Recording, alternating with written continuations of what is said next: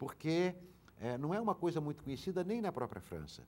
Então, eu acho que, para o gosto de hoje, Orlando talvez seja o livro mais importante de Virginia Woolf. Mas os principais livros dela estão traduzidos, todos foram traduzidos do inglês.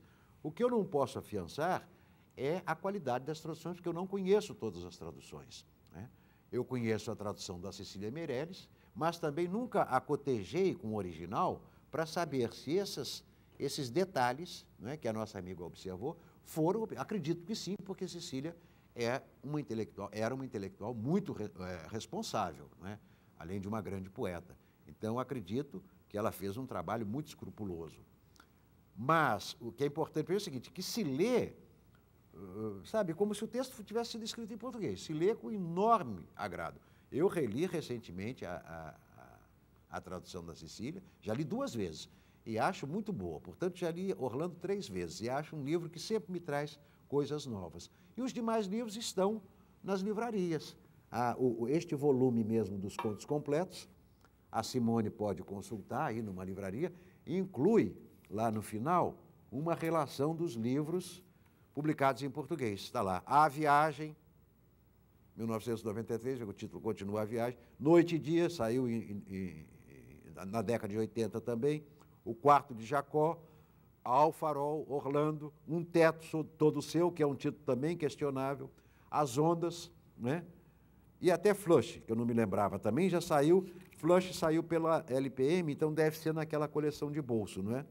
E depois Os Anos, e até Entre os Atos. Então, quase todos os livros dela estão traduzidos hoje em português. Agora, essas traduções foram feitas, excetuados os 3 livros que eu mencionei de início, Orlando, Mrs. Dalloway e Ao Farol, todas as demais foram feitas a partir de por volta de 1980, mas estão na praça, alguns são encontrados em sebos e já não estão nos catálogos. Alguém gostaria de fazer uma pergunta? Bom, eu tenho uma, então. Traduzir uma escritora, uma mulher. Olha, passa por aí a questão da despersonalização, não é? Mas deve ter sido um pouco como no século XIX para uma mulher se tornar escritor. Mesmo na época de Virginia Woolf, mesmo em 1900, as mulheres, se não me engano, na Inglaterra, só tiveram direito a voto em 1928. E elas estavam lá, as sufragetes, não é? Elas estavam na rua, brigando para conquistar o direito de voto. E custou muito mesmo assim.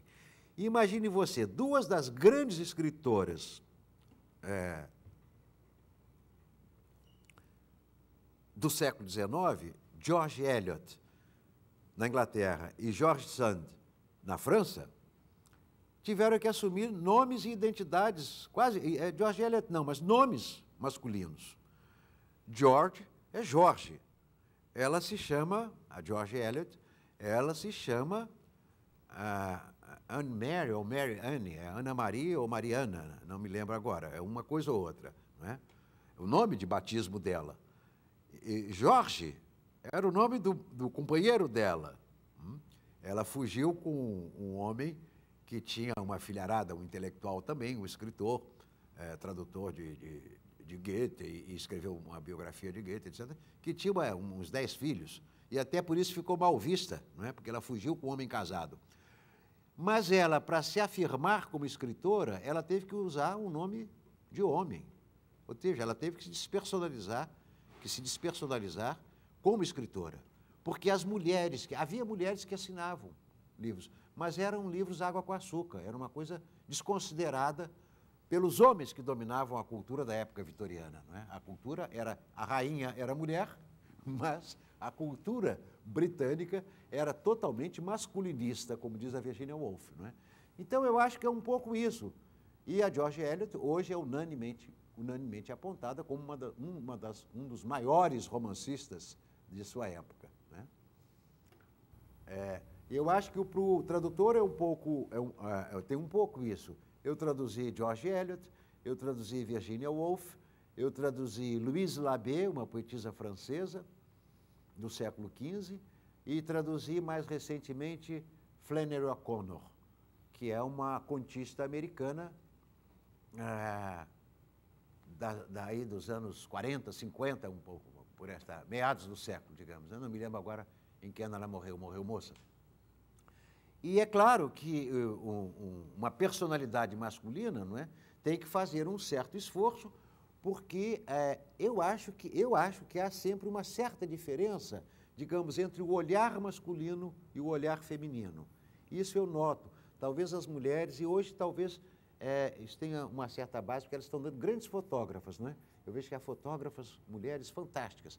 Talvez as mulheres tenham uma maneira de observação, de detalhes e coisas assim que escapem frequentemente aos homens. E eu sempre presto muita atenção nisso quando estou traduzindo mulheres.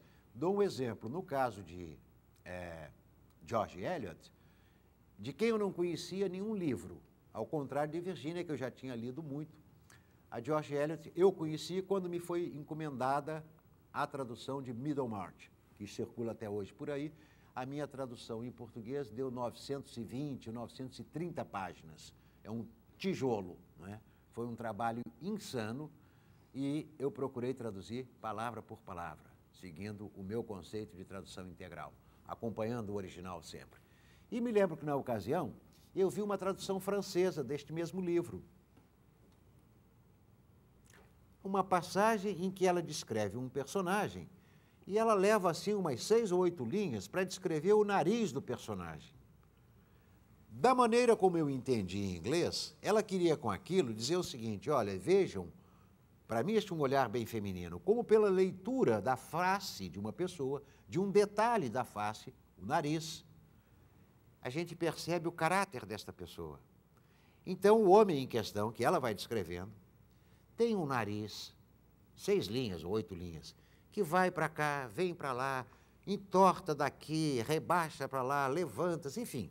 Uma descrição complicadíssima que eu procurei fazer com a maior paciência, como se estivesse fazendo um bordado. E o tradutor ou tradutora francesa, que eu não me lembro, na ocasião aquele livro me veio às mãos, lá na editora me mostraram e disse: deixa eu ver. E eu fui comparar justamente esta passagem, né? E a tradução francesa dizia apenas assim: tinha o nariz torto. Bom, tinha o nariz torto, e daí, pois? E aí eu fui olhar o livro francês, sei lá, a minha tradução deu, eu falei 920 páginas, é por aí, é quase 1000 páginas. E o livro francês não chegava nem às 500. Eu disse: se pudera. Eles foram sempre botando nariz torto, boca grande, pé pequeno, e assim simplificaram o problema, não é? Tem mais pergunta? Tem aqui Tomás de Porto Alegre. Quem para você são os melhores tradutores da sua geração e da geração mais nova? Refiro-me aos tradutores das línguas que você traduz. Olha, o Tomás de Porto Alegre é o mesmo que perguntou antes, né? Esse quer me imprensar. Porque eu vou me eximir de dar nomes.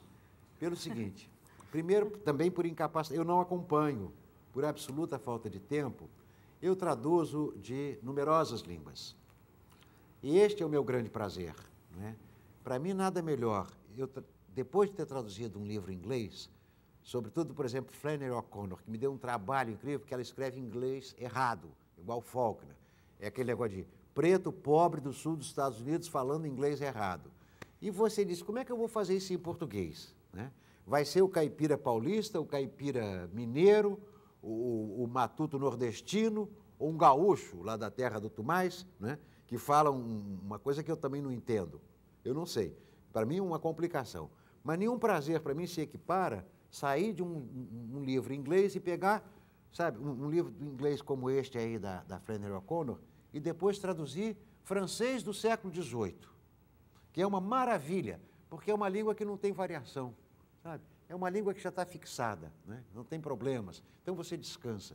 Ou então, sei lá, agora eu tenho que traduzir um poema, um poema de Goethe, que eu vou ter que voltar ao alemão, né? Eu acho isso muito bom, muito dinâmico. E como eu não sou máquina de traduzir, fiz questão de declarar, não é? O meu prazer, eu estudei línguas pelo prazer de ler os autores no original. Eu não estudei língua para ser tradutor, não é? E por isso eu sempre fui incorporando mais uma língua ao meu estudo.